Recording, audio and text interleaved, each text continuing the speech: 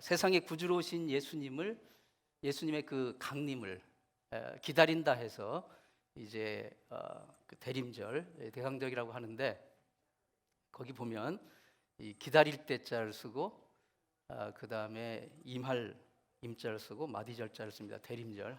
예수님이 세상에 구주로 오신 예수님의 강림을 기다린다 해서 이 대림절이고, 영어로는 애드벤트라고 합니다. 이 성탄절의 의미가 무엇입니까? 왜 예수님이 이 세상에 오셨습니까? 너무나도 당연한 말 같지만 사실은 우리가 이 질문에 답변할 수 있어야 됩니다. 여러 가지로 할 수 있겠지만 하나님이 우리를 사랑하시기 때문입니다.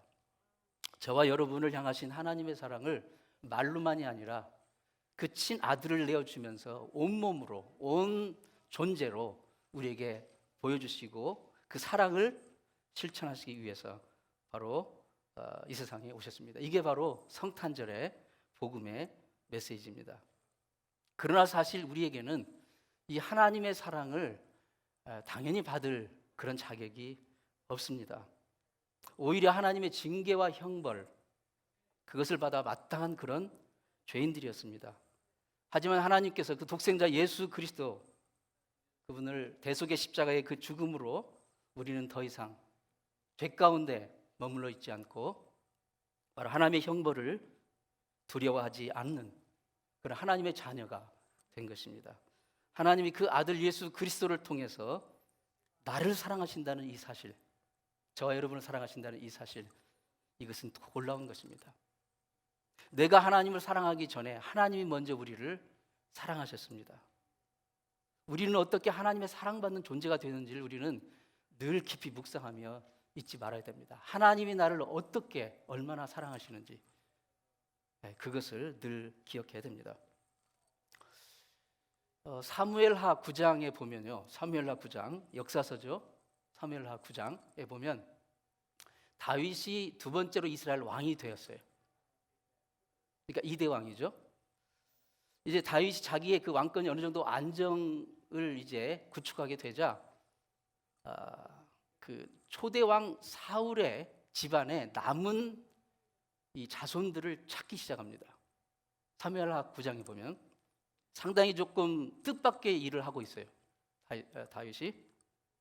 다윗이 왜 왕이 되어서 자기 왕권이 어느 정도 안정을 찾자 사울 집안의 사람을 찾는가? 사울 왕의 남은 그 자손을 찾는가? 우리는 여기서 잠시 그 역사를 좀 거슬러 올라가서 이 다윗과 사울의 그 복잡한 인연을 좀 우리가 생각을 해봐야 돼요. 세상적인 관점으로 보면 이 둘은 결론적으로 악연입니다. 다윗과 사울은 원수예요. 그러나 처음부터 그런 건 아니죠. 처음에는 이 다윗이 그러니까 청소년 정도 나이 됐을 때 이 골리앗을 때려 죽이는 정말 놀라운 공을 나라에 세워요. 그러니까 사울 왕도 이게 웬 청소년이 장군도 못하는 그런 일을 하느냐. 그래서 정말 그를 이뻐하고 심지어 자기 딸을 줬어요. 사위를 삼았어요, 다윗을. 그런데 보니까 상황이 어떻게 돌아가냐면 이스라엘 백성들이 다 왕인 사울이 있는데도 사울보다도 마음이 다윗 쪽으로 향하는 거예요. 다윗을 칭송하고 다윗에게 이제 그 정말 이 백성들의 마음이 쏠리고 인기가 있고, 그리고 정말 그 승승장구를 하는 거예요. 그러니까 처음에 사울은 이 다윗이 나라의 공을 세우고 자기에게 도움이 되는 그런 신하겠거니 생각하고 딸까지 줘서 사위를 삼았지만 보니까 이게 자칫하면 자기 왕권마저도 위협할 수 있는 존재가 되겠다. 그때부터 이제 시기 질투를 하게 됩니다. 그리고 모든 수단과 방법을 동원해서 죽이려고 해요. 그냥 어디 귀양 보내는 정도가 아니라 그냥 죽이려고 하는 거예요. 죽이려고. 그것도 1, 2년 그런 게 아닙니다. 다윗이 이 골리앗을 죽였을 때 나이가 정확하게 나와 있지는 않은데 청소년 정도 된다고 그래요. 근데 왕이 되었을 때가 이제 30세가 되었으니까 적어도 최소한 15년 이상은 도망을 다녔어요. 도망자로 막 그 굴 속에 들어가고 광야를 헤매면서 사울의 서슬프는 칼날을 피해서 도망을 미친 척도 해야 됐고, 사울은 나라를 지켜야 할 군대를 가지고 다윗을 찾고 있어요. 그것으로 시간을 보냈습니다. 어느덧 세월이 흘렀어요. 사울 왕이 인생의 마지막 전쟁을 치릅니다. 블레셋과의 전쟁을 치러요. 근데 거기서 대패를 하고 맙니다. 사랑하는 그 아들 요나단도 같이 그 자리에서 죽습니다. 그러니까 사울의 집안은 그 전쟁에서 웬만한 남자들은 거의 다 쓰러졌어요. 죽었어요. 그리고 뿔뿔이 흩어집니다. 사울의 가문은 완전히 이제 멸망한 거예요. 자, 이제 다윗이 왕이 됐어요. 사울이 그토록 죽이고자 했던 그 다윗이 왕이 됐어요. 사울은 평생 다윗을 원수로 생각을 했어요. 없어져야 할 존재로 생각을 했어요. 그런데 다윗이 왕이 돼서 사울의 집안 사람을 찾고 있습니다. 여러분 좀 이상하지 않습니까? 왜 찾을까요? 자기를 원수로 여기는 그 사울 집안의 사람들, 그들이 남아있다면 언제든지 자기의 왕권, 다윗의 왕권을 위협할 수 있는, 빼앗을 수 있는 잠재적인 위험 요소가 되는 것이죠. 그래서 그 씨가 남아있다면 찾아서 제거하고 없애야 되는 것이에요. 그게 바로 세상의 논리이고 세상의 가치관이고 세상에 가는 길이에요. 그런데 예상 밖의 놀라운 일이 펼쳐집니다. 사무엘하 9장 1절 말씀 보면 다윗이 이르되 사울의 집에 아직도 남은 사람이 있느냐. 그러니까 완전히 사울의 집 가문은 완전히 그냥 몰락을 한 거예요. 근데 혹시라도 누구 있느냐 다윗이 묻습니다. 내가 요나단 후문을 말미암아 그 사람에게 은총을 베풀리라. 다윗이 원수인 사울의 집안에 남은 사람을 찾는 이유는 그를 찾아서 잠재적인 왕권을 도전하는 위험 요소를 제거하고 없애기 위해서가 아니라 그에게 은총을 베풀려고 찾는다는 거예요. 여러분, 이것이 바로 복음의 메시지입니다.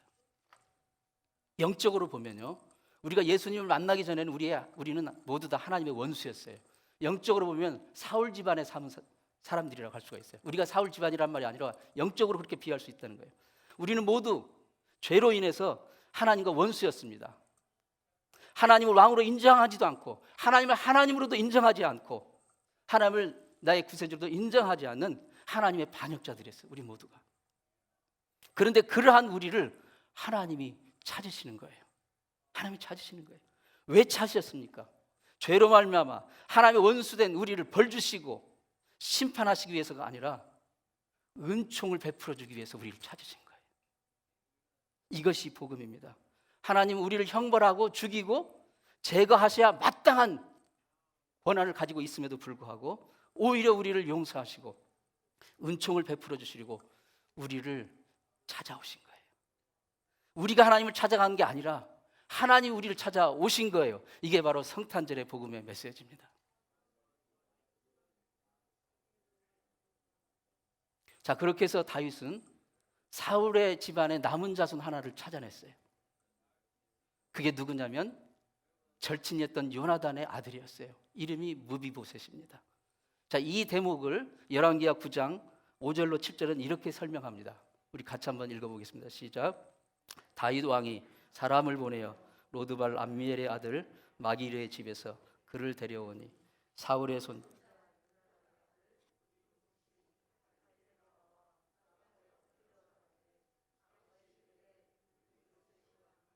그가 이르기를 보소서 당신의 종이니이다. 다윗이 그에게 이르되 무서워하지 말라. 내가 반드시 내 아버지 요나단으로 말미암아 내게 은총을 베풀리라. 원수 집안의 그 자손을 찾아서 다윗이 원수를 갚으려는 게 아니라 그에게 은총을 베풀기 위해서 찾는다. 하나님이 우리를 위해서 하신 일이 그 일입니다. 그런데요, 다윗이 무비보셋에게 은총을 베푸는데 우연히 베푸는 게 아니에요. 어쩌다 우연히 불쌍한 사람을 찾아서 그 사람을 도와주고 그 일을 했더니 알고 보니까 원수 집안의 아들이네, 손자네. 이게 아니에요. 그게 원수 집안의 손자인 걸 알면서도, 처음부터 알면서도 그에게 은총을 베푸는 거예요. 알면서도. 하나님 우리를 사랑하시는데 우리가 누군지 잘 모르고 괜찮은 사람인 줄 알고 그렇게 우리에게 사랑하시고 은총을 베푸는 게 아닙니다. 우리가 죄인인 것을, 얼마나 부패하고 타락하고 우리의 생각과 마음의 동기까지 얼마나 타락했는지를 아시는데, 처음부터 아시는데, 그런데 우리를 사랑하시는 거예요. 그런데 우리를 긍휼히 여겨 주시는 거예요. 하나님은 우리를 실수로 우연히 사랑하는 것이 아닙니다. 사람들끼리는 그럴 수 있어요. 사람들끼리는요, 실수로 좋아할 수 있고, 실수로 사랑할 수 있어요. 부부가 심하게 다툴 때 어떤 말을 합니까? 내가 당신이 이런 사람인 줄 알았더라면, 이런 사람인 줄 알았더라면 결혼하지 않았을 텐데. 그런 말 가끔 하잖아요. 근데 그런 말 하면 안 돼요. 결혼했으면 그런 말 하면 안 됩니다. 그런데 사람들은 눈에 콩깍지가 끼면요, 눈에 콩깍지가 끼면 자기 혼자 착각하고 혼자 로망에 빠져가지고 You are my sunshine, my darling 하면서 사랑에 빠집니다. 그런데 결혼해서 살아보니까 그게 아닌 거예요. 그 사람이 아닌 거예요. 내가 그 콩깍지가 꼈을 때 이 로망으로 생각했던 그 사람인 줄 알고 결혼했는데 살아보니까, 겪어보니까 그게 아닌 거예요. 그러면 실망하게 되고, 때로는 배신감을 느끼게 되고, 때로는 심하면 더 이상 사랑하지 않게도 되고, 그게 사람의 사랑의 한계입니다. 그게 이 세상의 길이에요. 이 세상의 가치관이고. 근데 하나님의 사랑은 그게 아닙니다. 하나님의 사랑을 뭐라고 하죠? 아가페라고 하죠. 아가페 사랑. 아가페 사랑.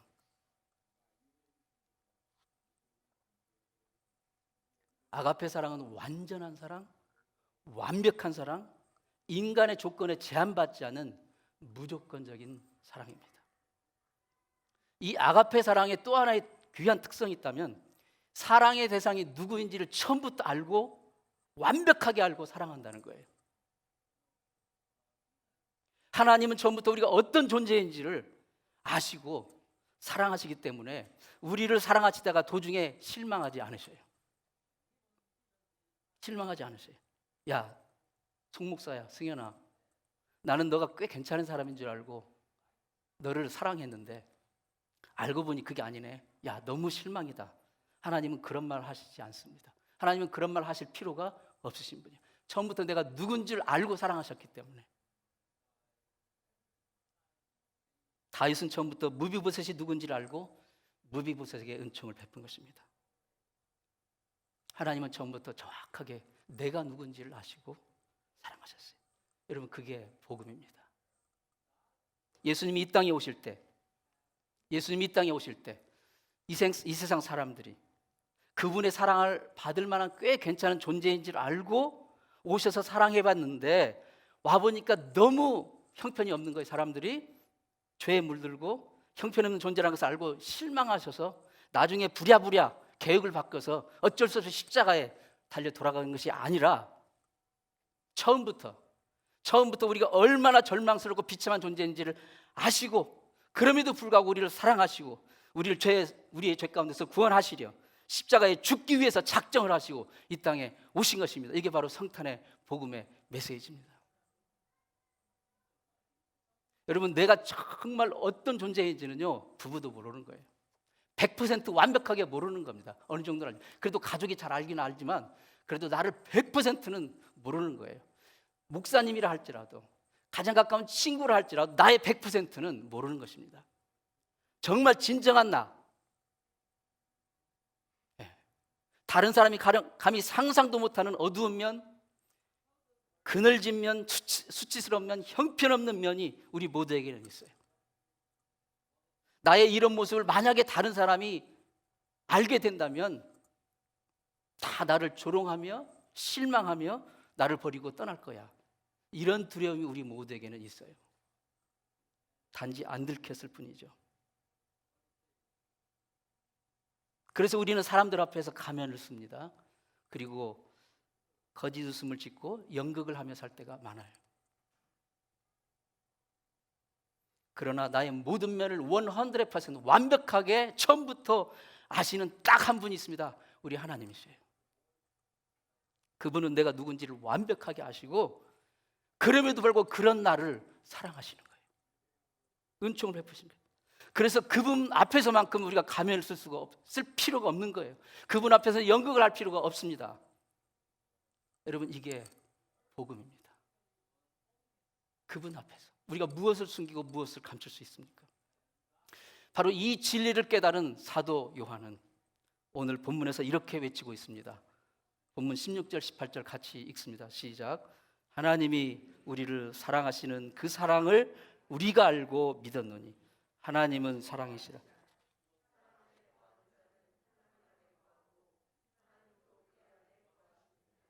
이로써 사랑이 우리에게 온전히 이루어진 것은 우리로 심판날에 담대함을 가지게 하려 함이니 주께서 그러하신과 같이 우리도 이 세상에서 그러하니라.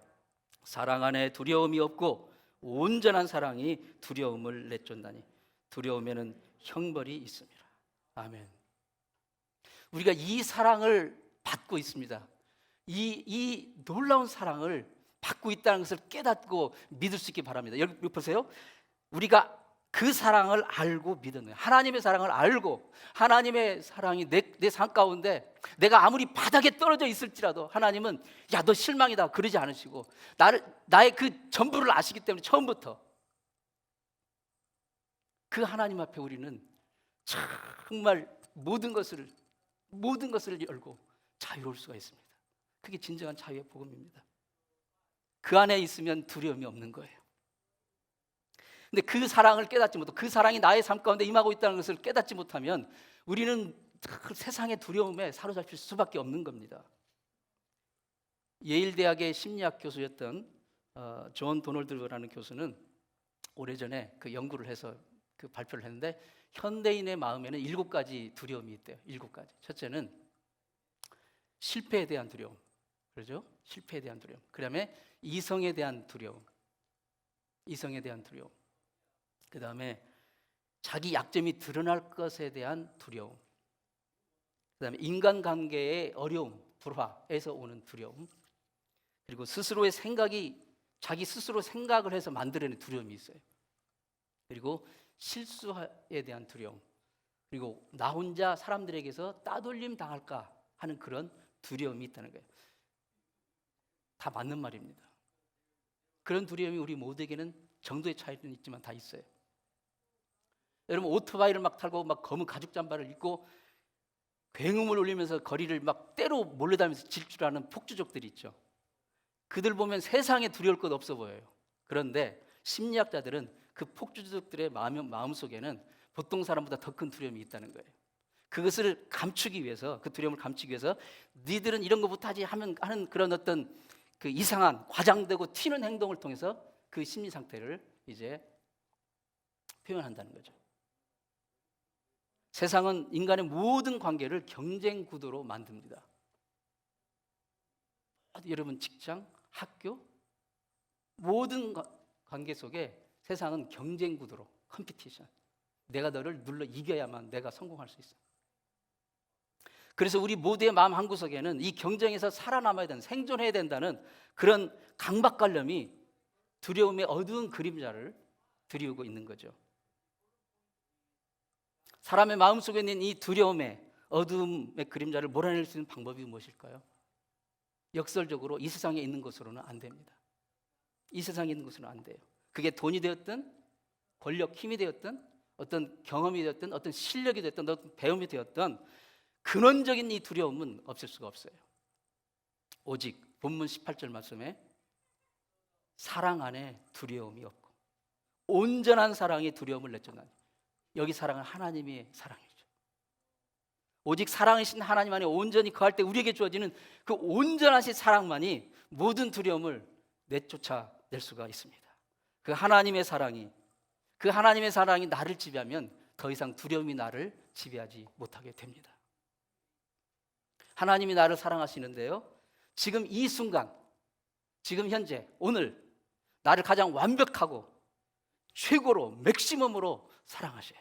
그래서 하나님의 사랑은 오늘보다 나를 내일 더 사랑하실 수도 없고 나를 내일 덜 사랑하실 수 없어요. 왜냐하면 오늘 완벽하고 맥시멈으로 사랑하시기 때문에 지금 이 순간 영원토록 변함없이 가장 완벽하고 가장 완전하게 최고로 우리를 사랑하시기 때문에 하나님의 사랑을 오해하면 안 됩니다. 내가 정말 신앙생활을 더 열심히 하고 더 많이 기도하고 더 많이 섬기면, 더 많이 열심히 봉사하면 하나님이 나를 더 사랑하실 거야. 아닙니다. 반대로 내가 좀 신앙생활 게을러지고 기도생활 게을러지고 그러면 하나님이 나를 미워해가지고 덜 사랑하실 거야. 아닙니다. 나를 향한 하나님의 사랑은 나의 행위나 나의 공로로 변하는 게 아니에요. 이전부터 우리가 어떤 존재를 이렇게 알고 사랑을 시작하셨기 때문에 우리의 공로나 상황의 조건으로 변화로 하나님의 사랑은 늘어나거나 줄어들지 않습니다. 그분의 사랑은 영원토록 변치 않으십니다. 이런 하나님의 사랑을 깨달은 자들은 그 사랑이 나의 삶을 주장하고 있다는 것을 아는 자들은 절대 교만할 수가 없어요. 왜 그래요? 내가 이렇게까지 열심히 신앙생활하는데, 이렇게까지 열심히 섬기는데 하나님은 당연히 나를 더 사랑하셔야만 돼. 큰 착각입니다. 하나님은 내가 열심히 하기 때문에 사랑하신 것이 아니에요. 나를 이미 아시고 내가 열심히 하기 이전에 이미 사랑하신 거예요. 내가 하는 것 봐서 저울질을 하신 다음에 야는 오늘 보니까 싸가지가 너무 없어, 오늘 좀 덜 사랑해야지, 야는 오늘 정말 이쁜 집 아니에요, 오늘 좀 더 사랑해, 이러시는 분이 아니라는 거예요. 처음부터 내가 누군지를 아시고 조건 없이 가장 온전한 사랑으로, 완벽한 사랑으로 오늘 지금 이 순간 사랑하십니다. 그 사랑은 영원토록 변함이 없으십니다. 그래서 우리가 열심히 신앙생활하고 열심히 하나님을 섬기고 열심히 봉사하는 이유는 하나님의 사랑을 더 받기 위해서가 아니에요. 우리가 하나님의 사랑을 받았기 때문에 그러는 거예요. 우리가 하나님의 사랑을 받았다는 것을 알고 그 사랑에 겨워서, 그 사랑에 감격하여서 섬기지 않으면 견딜 수가 없는 거예요. 근데 이게 뒤바뀌면요, 하나님의 사랑을 깨닫지 못하고 자기 열심으로, 내가 열심히 하면 하나님이 나를 더 이뻐해 주시겠지, 하나님이 나를 더 사랑해 주시겠지, 그런 마음으로 하게 되니까 사람이 알아주지 않으면 실망하고 시험 드는 거예요.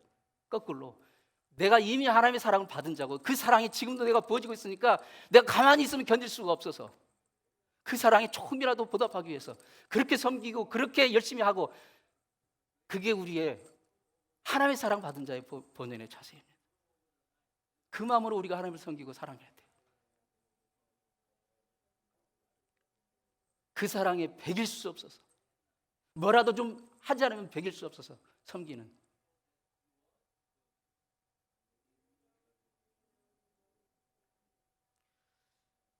사랑의 약속이라는 미국의 단편 소설이 있습니다. 꽤 오래전에 나온 꽤 유명한 소설인데, 이 소설의 남자 주인공은 공군 조종사예요. 공군 조종사.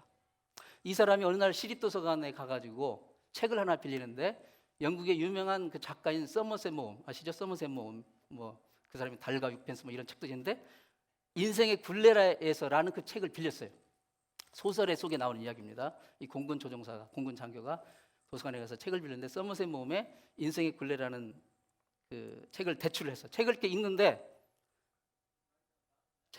보니까는 먼저 빌린 사람이 밑줄을 그어놨는데 보니까 구구절절 자기가 이렇게 긁고 싶은 거기에 또 하는 거예요. 이 사람 나하고 뭔가 통하는 게 있는 것 같아요. 네. 그럴 때 있으시죠, 여러분? 도서관에서 책을 빌렸는데 누군가가 밑줄을 그어놨는데 꼭 내가 여기 하고 싶은 데다 딱딱 그어놓는 거예요. 너무 이게 통하는 거예요. 그래서 호기심도 생기고, 그래서 도서관에 가가지고 도대체 누가 먼저 이 책을 대출했는지를 이제 조금 수소문을 했어요. 그랬더니 몇 명이 나오는데 그중에 여성이 하나 있어요. 아무래도 남성이기 때문에 여성이 해가지고 주소를 어떻게 받아가지고 편지를 보냈어요. 인생의 굴레라는 책을 읽는데 우리 자매님의 그 밑줄 그은 부분 나도 전적으로 공감합니다 하면서 편지를 주고받는데, 어느 날 전쟁이 일어났어요. 그래서 이제 공군 조종사니까 전쟁에 참가를 했어요. 전쟁에 갔는데도 계속 편지를 주고받아요. 그런데 막 전쟁이 심해가지고 막 죽을 고비를 몇 번 넘깁니다. 그런데도 그 편지를 주고받으면서 거기에 위로를 받고 마음의 교감을 하고, 드디어 이제 그 끔찍한 전쟁이 끝났어요. 그러면서 이 둘이 약속을 했어요. 우리가 편지로만 할 게 아니라 한번 만납시다. 그래서 뉴욕 지하철역의 종점역의 플랫폼에서 어느 날 몇 시에 만나기로 약속을 했어요. 그래가지고 이제 근데 생전 만나본 적이 없기 때문에 누가 누군지를 이렇게 표시를 해야 되잖아요. 그래서 여자는 이제 가슴에다가 보랏빛 꽃을 꽂기로, 그리고 남자는 이제 공군 장교니까 군복을 입기로, 그렇게 하기로 만나기로 했어요. 딱 그 시간에 돼가지고 이제 플랫폼에서 이제 남자가 기다리고 있는데 저쪽에서 너무 멋진 여성이, 정말 이게 보기만 해도 막 멋진 여성이, 아름다운 여성이 걸어오고 있어요. 저 여성이구나. 막 영혼까지 흔들리는 설렘을 느껴요. 근데 가까이 오는데 가슴에 꽃이 없는 거예요. 너무 가슴이 무너지는 실망감을 느끼는 거예요. 쓱 지나가죠. 꽃이 없으니까 쓱 지나가죠, 당연히. 근데 조금 있으니까 할머니 한 분이 이렇게 오시는데 보니까 가슴에 꽃을 보랏빛 꽃을, 순간적으로 막 갈등이 생기는 거예요. 하늘이 무너지고 하늘이 돌아면서 모른 척 확 돌아가 버릴까? 그런데 그동안에 그 나누었던 마음의 교감과 그 신의 약속을 생각할 때 내가 이러면 안 되지. 그게 할머니면 어떻고, 어? 내 마음을 나눴고 정말 그 우정을 생각하면 이러면 안 되지. 그래서 할머니에게 다가갑니다.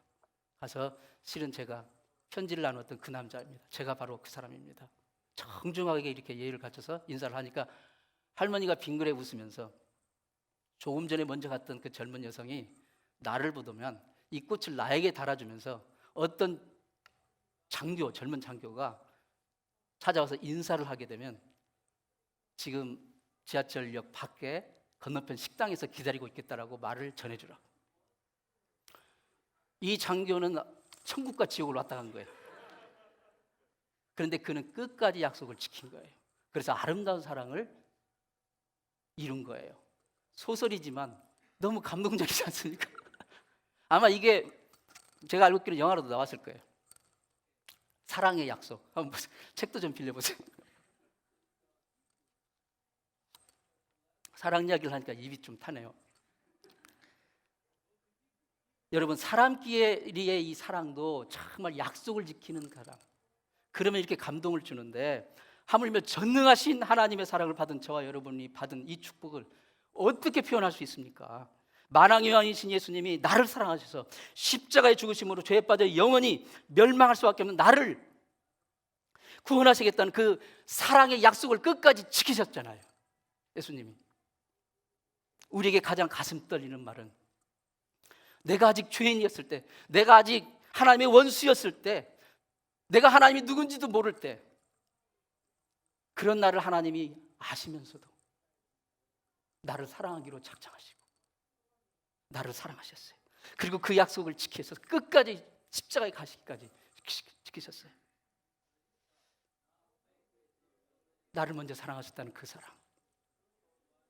여러분, 이게 정말 가슴 떨리는 말 아닙니까? 그 놀라운 하나님의 사랑을 확신하는 삶, 그런 삶에는 이 세상의 어떤 두려움도 우리를 정복할 수가 없습니다. 그 험한 세상 인생의 풍랑도 두렵지가 않습니다. 성탄을 기다리는 이 대림절의 기간 동안 내가 얼마나 하나님의 큰 사랑을 입고 있는가, 그분이 나를 어떻게 아시고 어떻게 사랑하셨는지, 나에게 어떤 기대를 걸고 내가 그래도 사랑해 줄 만한 가치가 있어서 그런 존재가 아니라 하나님이 나를 아시고 사랑하신 그 사랑을 입고 있는 자라는 것을 매 순간 기억하시면서 그 사랑으로 두려움을 이기며 승리하시는 여러분 되시기를 진심으로 축원합니다. 기도하겠습니다. 하나님 아버지, 목숨